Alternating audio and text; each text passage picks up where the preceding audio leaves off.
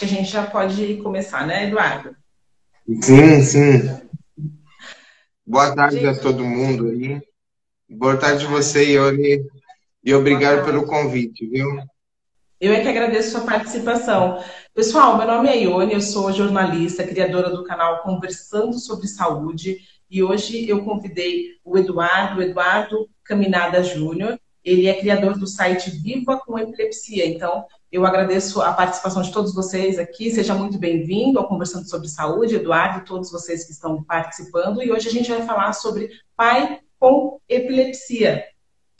Para as famílias, né, que forem chegar aqui no vídeo e têm filhos com epilepsia de difícil controle, o Eduardo é um exemplo, porque ele tem epilepsia de difícil controle e ele viaja ao mundo divulgando a conscientização sobre a epilepsia. Ele é matemático, é isso mesmo, Eduardo? Conta um pouquinho da sua Sim. história, né? Desde quando você tem epilepsia? Eu tenho desde os 3 anos de idade. Desde os 3 anos. E isso, a minha primeira crise eu estava andando de triciclo no quintal de casa, eu fui para trás, assim, caí, bati a cabeça e simulou minha primeira crise. Mas eu tenho uma lesão congênita, eu nasci com uma lesão. E a partir daí as crises foram, pelo fato das crises se repetirem, então eu tive o diagnóstico de epilepsia. Entendi. E para as famílias que estão acompanhando, né, como são as suas crises, né? Quando a gente fala de epilepsia de difícil controle, quantas crises por dia? Como que seria isso? As minhas crises, o fato de ser de difícil controle é que o uso do medicamento não é suficiente para controlar as crises, né? Então, mesmo mesmo usando os medicamentos, as minhas crises elas têm uma repetição. No meu caso, as minhas crises elas ocorrem diariamente. Então, eu tenho crises, elas estão muito relacionadas ao período de sono e elas se repetem com essa frequência. Então, é, é, ou quando eu estou quase dormindo, ou quando eu estou acordando, ou então mesmo no meio da noite, eu tenho algumas crises. Geralmente é mais quando eu vou dormir ou então quando eu estou acordando. Essa transição com o sono, elas acontecem. E se por um acaso eu tenho uma noite que ela não é muito boa, se eu não durmo muito bem, as crises ocorrem também no decorrer do dia. O meu tipo de crise, elas são crises um pouco mais rápidas, elas duram de 10 a 20 segundos, mas são as crises tônico-clônicas que tem os movimentos, né, com os braços, os pés. Mas tem uma coisa um pouquinho diferente que não é muito comum para as pessoas que têm epilepsia, que é o fato das minhas crises, eu não perco a consciência. Então eu fico consciente durante o período da crise. Uhum. Mas o interessante é que nada disso te impediu de ter uma vida normal, né, Eduardo? E agora, Não, entrando no tema da nossa live, eu queria perguntar para você, né? Você sempre quis ser pai? sempre, sempre. Quando eu tive consciência, né, do que era isso, eu sempre tive desejo de ter uma família, de ser pai. Eu sempre quis ter uma coisa muito interessante na minha vida, que é o seguinte: a minha vida o meu pai sempre foi um pai um pouquinho mais ausente, né? Então, ser pai era como se eu tivesse que provar para mim mesmo que eu podia dar para alguém algo diferente que eu não tinha tido, entendeu? Então, Entendi. eu sempre quis ser pai. Então foi algo bem planejado, né? E quais eram os seus medos, assim, os medos que te rondavam quando você pensava na paternidade? Existia uma preocupação com relação à hereditariedade? Os medicamentos, eles podem influenciar também na fertilidade? Quais eram os seus medos? Eu sempre tive um medo em relação a essas questões relacionadas à epilepsia. A minha médica foi uma pessoa que me orientou muito. Com as mulheres é um pouquinho mais complicado, porque a mulher ela toma o remédio e ela está gestando, né? Então, tem uma questão de cuidado com a medicação, mas no meu caso, a minha médica falou que poderia ter uma questão de hereditariedade, né? Mas era a probabilidade de eu ter um filho que tinha epilepsia era muito pequena, mas a questão referente aos medicamentos, esse risco não acontecia.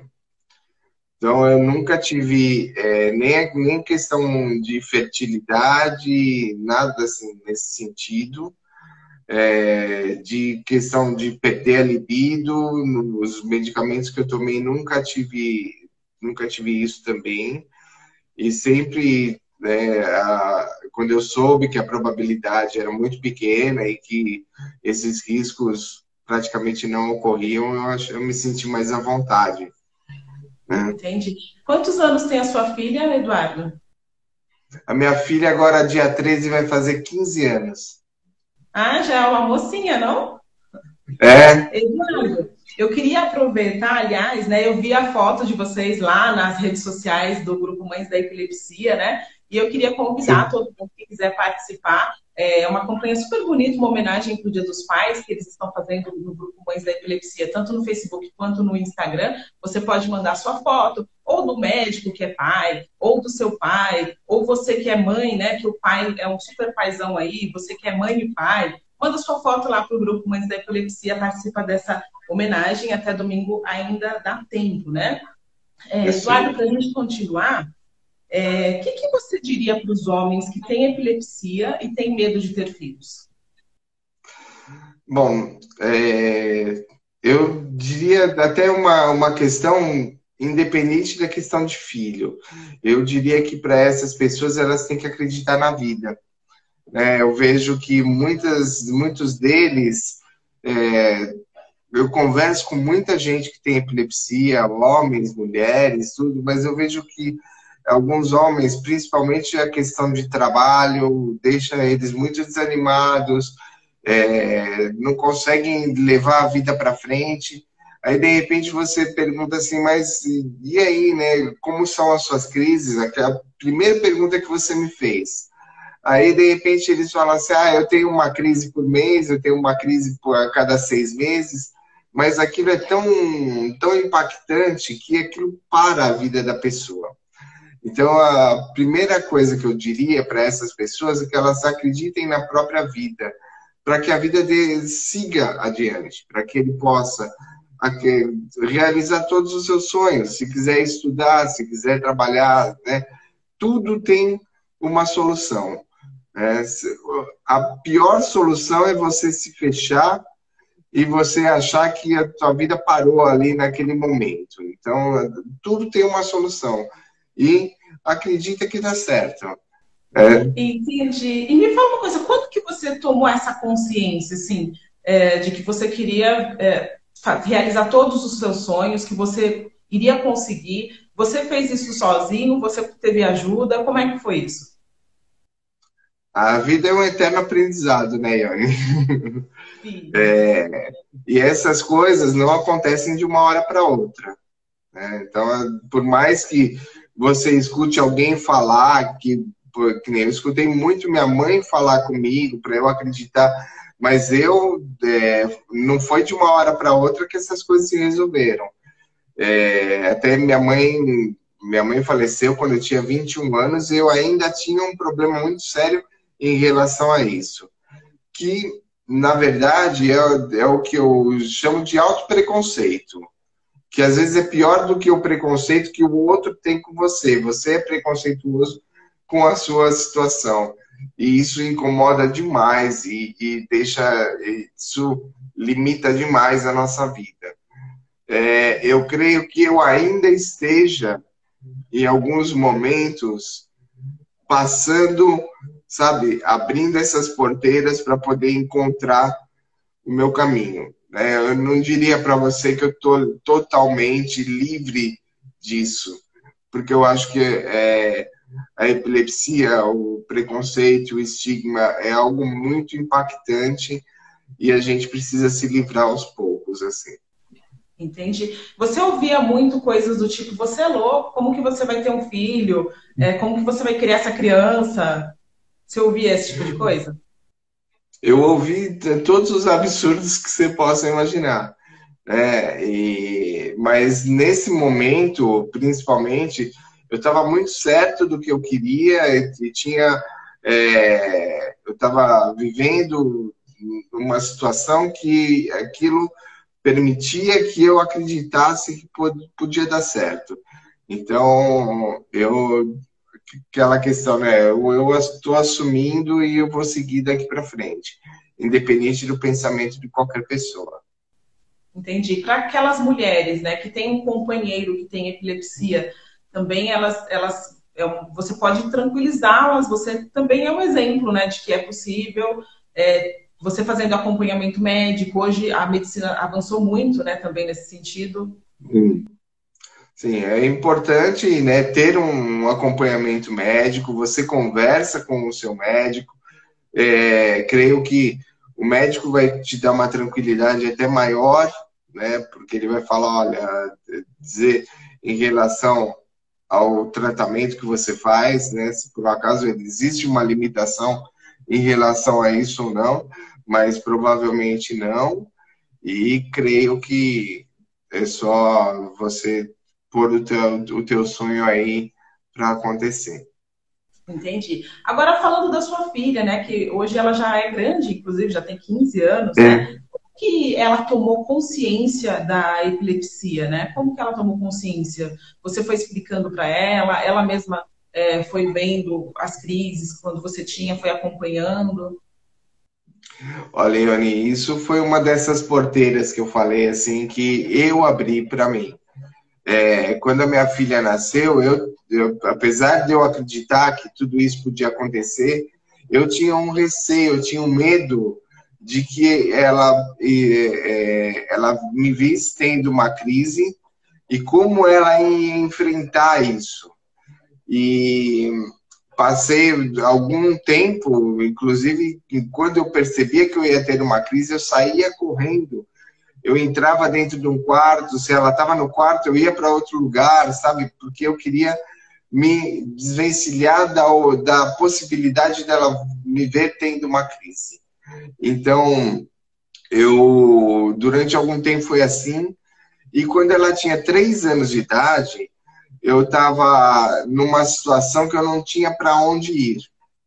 E eu sentei no sofá e eu falei, agora, né, é tudo muito rápido. Eu tenho essa percepção que eu vou ter a crise, mas é muito rápido. Parece que é um tempo assim grande, né? Mas não é, é tudo muito rápido. Eu sentei no sofá e seja lá o que Deus quiser. E eu percebi, como eu não perco a consciência, eu escuto as pessoas falando comigo. Eu percebi minha filha chegando perto de mim, com 3 anos de idade, e ela batia na minha perna e ela falava assim: calma, papi. E ela ficou falando durante muito tempo isso. Enquanto a crise não parou, enquanto a crise não passou, ela ficou ali. Aí a crise voltou, ela olhou para mim assim e continuou brincando. Então, aquilo foi um aprendizado para mim, né?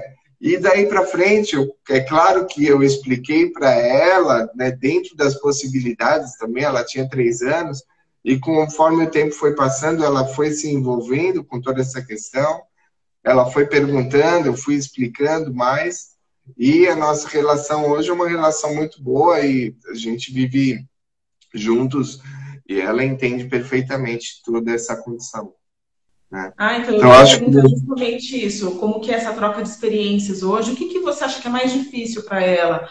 Talvez a sociedade ainda é muito preconceituosa, isso afeta um pouco os filhos, por isso que é importante essa questão da conscientização? ainda existe muito preconceito, ainda existe muito estigma, mas é aquilo que eu falei. Você tem que começar a mudar dentro de você mesmo. A partir do momento que você. Porque se você só se incomoda com a atitude dos outros, com o que os outros falam, tal, e a tua vida é aquilo que, né, ela vai parar. É aquilo, ela vai parar. Então não tem jeito. Então, você tem que assumir a sua própria vida, tem que entender, as pessoas vão começar a entender tudo isso, e daí para frente algumas coisas podem ser diferentes. Que bom, né? Agora, assim, quando a criança é pequena, tem algum cuidado especial, alguma recomendação médica diferente, quando ela é bebezinho, normalmente de colo, né? Quando você vai sair com essa criança e você pode ter uma crise, existe uma orientação? Como é que funciona isso? Eu sempre, quando a Júlia era pequena, eu procurava, se eu percebia, né, que eu estava numa situação que eu poderia ter uma crise, alguma coisa, eu nunca saía sozinho com ela. Mas depois, conforme foi passando o tempo, né, até comecei a fazer outros tratamentos que melhoraram muito minha qualidade de vida. Eu faço uso do estimulador de nervo vago, que eu tive uma redução significativa no meu número de crises, comecei a me sentir mais à vontade para poder fazer as minhas atividades, sair, tudo e tal. Então, aí, a partir desse momento, fiquei mais próximo mais livre, né, para poder sair com a Júlia e ter todas essas questões. Eu já tive até crises em ambientes abertos com a Júlia, tudo, mas ela, como ela sabe exatamente como é a situação, ela sabe quando ela precisa pedir uma ajuda, ela sabe quando ela tem que me colocar em segurança, alguma coisa. O conversar com ela, o conscientizar, ele começou numa conscientização dentro de casa, para depois conscientizar fora. A gente acha que essa conscientização ela tem que vir de fora para dentro. Não, ela é de dentro para fora. A partir do momento que você conscientiza dentro, a conscientização fora, ela é mais fácil. Que bom, né? Eduardo, me diz uma coisa, eu não sei, o seu caso, você já me respondeu isso, o médico disse que a questão da hereditariedade para ela seria muito pequena a chance, né? Isso é só num caso, no seu caso específico, cada caso é um caso? Como que funciona isso? Você saberia me dizer? Não, em todos os casos, a hereditariedade ainda tem uma probabilidade muito pequena, mas Sim, ocorre, em geral. entendi. E a Júlia não tem epilepsia? Não. Não tem. Entendi. Tá certo, então. As pessoas que quiserem saber um pouquinho mais sobre esse tema, o Eduardo é o idealizador do vivacomepilepsia.org. Fala um pouquinho sobre o seu site.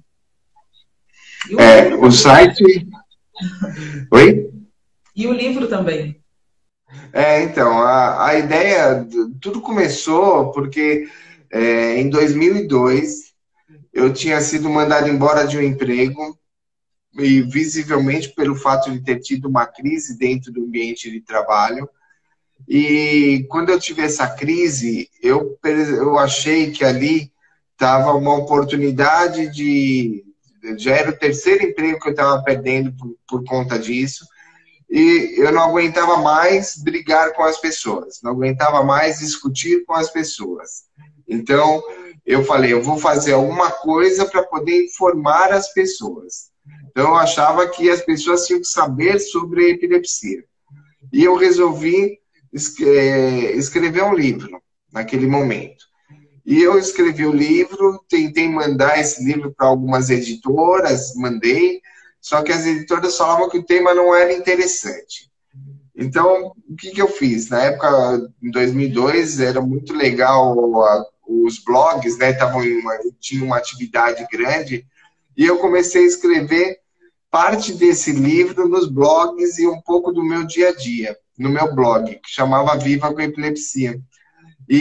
Então, o livro tinha o nome de Viva com Epilepsia, o blog tinha o nome de Viva com Epilepsia, e daí para frente foi crescendo. Criaram-se, eu fiz um site do blog com o mesmo nome, com o blog dentro, e daí surgiram as redes sociais, as primeiras redes sociais. o Viva com Epilepsia foi o primeiro grupo, né, em rede social falando sobre epilepsia, vindo de um paciente, vindo de uma pessoa com epilepsia.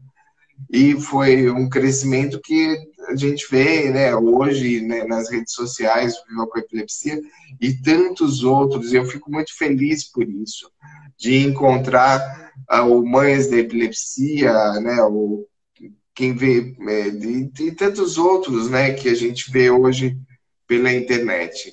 Eu acho muito legal isso, é um movimento muito grande. E o livro, no final, acabou sendo editado em 2014, demorou um tempinho aí, mas ele foi editado, e é um livro que conta a minha história de vida, né, durante um tempo relacionado à epilepsia. É bom porque, às vezes, as pessoas encontram dentro do livro um pouquinho deles mesmos, né? E quando eu criei o Viva com Epilepsia, o livro, e tudo isso, eu achava que eu ia mudar a forma das pessoas pensarem. Eu achava que eu ia mudar, que eu ia conscientizar, que eu ia levar esse conteúdo, tudo, para as pessoas. Mas você não imagina o quanto isso mudou a minha própria vida. Então, foi um processo terapêutico de verdade, né? Então, tudo é muito legal. Então é importante a gente conscientizar as pessoas, falar sobre o tema, mostrar que não é nenhum bicho de sete cabeças, né? Para melhorar a qualidade de vida das famílias como um todo, né? É importante a gente se conscientizar, se conscientizando. É isso aí, tá certo. Gente, eu vou agradecer a participação do Eduardo Caminada Júnior, criador do site Viva com Epilepsia, autor do livro, né? E as pessoas encontram o seu livro onde, Eduardo, se quiserem comprar? Olha, eles encontram. Teve uma pessoa que comprou o livro por esses dias, comprou na Amazon, tem gente que compra né, em sites. A editora é a editora Baraúna. Então, quem quiser entrar na internet, entra lá, editorabaraúna.com.br, pode comprar pela editora. E em livrarias, você pode entrar também pela internet, ou então, se você for diretamente na livraria, pede que eles fazem a solicitação. Tá certo. O pessoal está participando aqui, ó. O Cotingera Oficial está dizendo: eu tenho epilepsia e é assim mesmo. Se a gente viver pensando no que os outros pensam, paralisamos. Talvez a nossa visão sobre a nossa própria condição seja um incentivo à conscientização prática, né? Obrigada pela participação aí, todo mundo que está na live, a Evanice, o doutor Pedro Macedo, a Letícia, né, o Luquinhas, Silas Araújo, Ave Medeiros, Bege Balões, Daphne, enfim, a Teacher, todo mundo que está participando, eu agradeço muito a participação. Muito obrigada, Eduardo, pela sua participação aqui. Esse vídeo vai ficar disponível também no IGTV, no YouTube, eu vou subir ele para o canal Conversando sobre Saúde. Convido todo mundo a se inscrever no canal, se inscrevam também aí nas redes do Eduardo para acompanhar esse trabalho, tem muita informação bacana lá para vocês, né?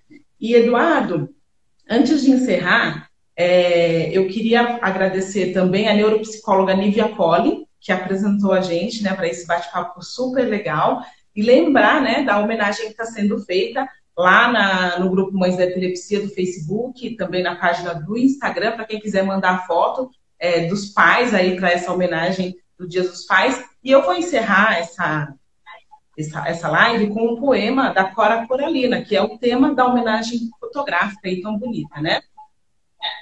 Muitas vezes basta ser colo que acolhe, braço que envolve, palavra que conforta, silêncio que respeita, alegria que contagia, lágrima que corre, olhar que acaricia, amor que promove.